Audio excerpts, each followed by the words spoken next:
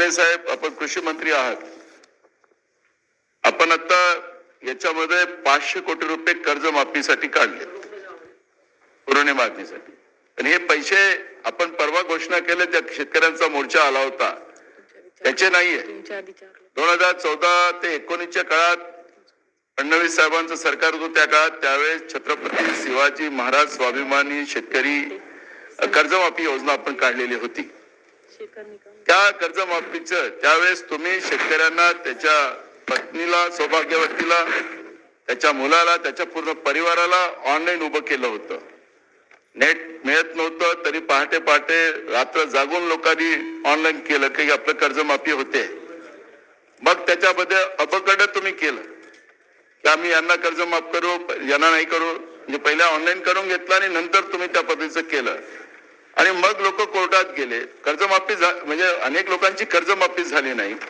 ते कोर्टात गेले आणि कोर्टाने आदेश दिला की 5017 कोटी रुपये हे जे बाकी आहेत त्यावेळेचे, ते आपण तातडीनं त्या शेतकऱ्यांच्या कर्जमाफीमधून त्यांना कर्ज माफ करावे, अशा पद्धतीच्या माननीय कोर्टाने सूचना दिल्या.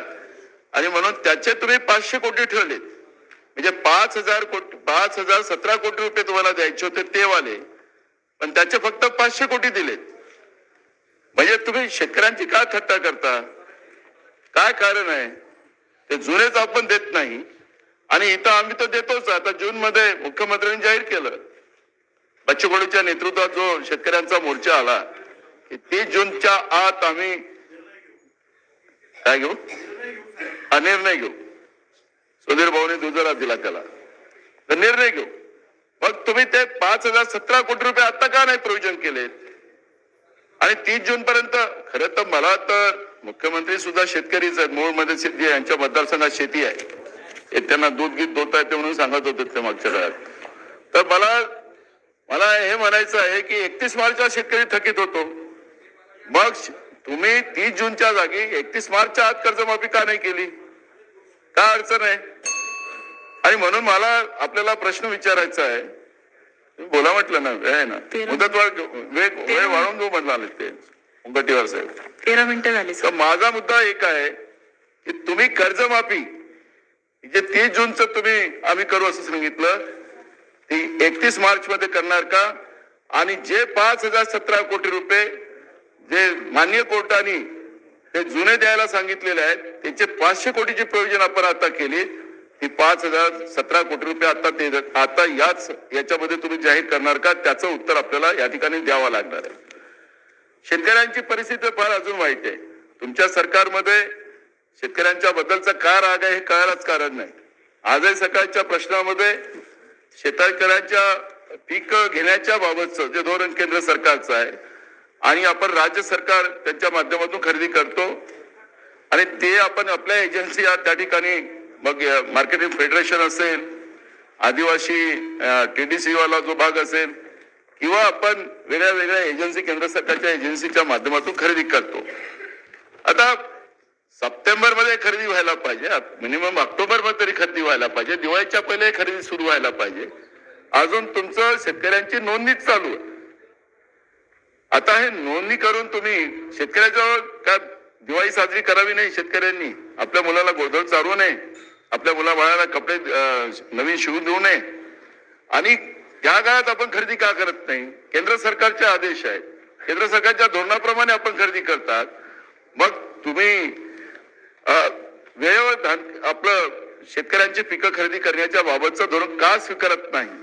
आणि यावर्षी ओला दुष्काळ पडलेला आहे आणि ओला दुष्काळामध्ये कधी नव्हे संपूर्ण महाराष्ट्रात, पहिले तर दुष्काळ पडत होते महाराष्ट्रात, पण यावेळेस जर दुष्काळ पडला, महाराष्ट्रातला कुठलाही भाग सुटलेला नाही आणि आज संपूर्ण महाराष्ट्रामध्ये ओला दुष्काळामध्ये परिस्थिती खराब आहे. शेतकऱ्यांचं जगणं आता मुश्किल झालेलं आहे. रोज महाराष्ट्रामध्ये 8 शेतकरी आत्महत्या करताय रोज. आज अधिवेशन चालू आहे आपलं, आज रोज आपण पेपरला बातम्या वाचल्या, कुठले ना कुठले शेतकरी रोज आत्महत्या करताना आपण पाहतोय. महागाईमुळे लोकांचा तो वेगळा झालाय, घरूनही आता आत्महत्या करतात, बेरोजगार आत्महत्या करतात, तो भाग वेगळाच आहे. पण अन्नदाता आत्महत्या करतोय. हे सरकारला झोप कशी लागते हा प्रश्न माझ्या समोर आहे. आणि म्हणून आपण कर्जमाफीच्या बद्दलची पण भूमिका या ठिकाणी स्पष्टतेने मांडावी ही या ठिकाणी मी आपल्याला विनंती करतो. या ठिकाणी आणि शेतकऱ्यांच्या हे जे पिकं घेण्याच्या बाबतचं धान असेल, कापूस असेल, सोयाबीन असेल, हे जेवढे आपण समर्थन मूल्याचे केंद्र आपण खरेदी करतो, कांदा असेल, हे सगळ्याच्या सगळं पिकं घेण्याची जी त्यांचे पिकं आपण त्याला समर्थन मूल्य देण्याचा जो हमी आपण दिलेली आहे ती त्या वेळेत आपण दरवर्षी करू. शेतकऱ्याला मोर्चा करायला गरज पडला नाही पाहिजे. आणि मला तर केवायसी करायची गरज काय? शेतकरी काय चोर आहे, डाकू आहे की त्याला तू जिथपर्यंत तुझं रजिस्ट्रेशन होणार नाही तिथपर्यंत आम्ही तुझं शेतीचा माल घेणार नाही? बाकीच्या सगळ्या लोकांना बरोबर देताय, सगळ्या शासकीय जमिनी तुम्ही त्याला लुटून देताय त्या बाकी लोकांना. मग तुम्ही शेतकऱ्याचं पिकं घेण्यासाठी, तो शेतकरी आहे, सातबाऱ्यावर त्याचं नाव आहे, सातबारा त्यांनी द्यायचा त्या ठिकाणी आणि मग त्याचा माल घ्यावा. पण त्यांनी तुम्ही त्याची केवायसी केल्याशिवाय, त्याचं रजिस्ट्रेशन झाल्याशिवाय, ऑनलाईन रजिस्ट्रेशन झाल्याशिवाय आम्ही त्याचं पीक घेणार नाही. म्हणजे तुमचा शेतकऱ्याच्या बद्दलचा अविश्वास हाच त्याचा घात करण्याचं कारण राहतं. आणि म्हणून एकीकडे दुष्काळाचं सावट, एकीकडे सुलतानी संकट, एकीकडे आसमानी संकट, आणि या संकटामध्ये रोज शेतकरी आत्महत्या करतायत. आणि म्हणून शेतकऱ्यांच्या दृष्टिकोनातली पावलं आपण उचलली पाहिजेत आणि त्या पद्धतीचं आपण न्याय दिला पाहिजे अशी मागणी मी या ठिकाणी करतोय. अध्यक्ष महाराज, दुसरं या ठिकाणी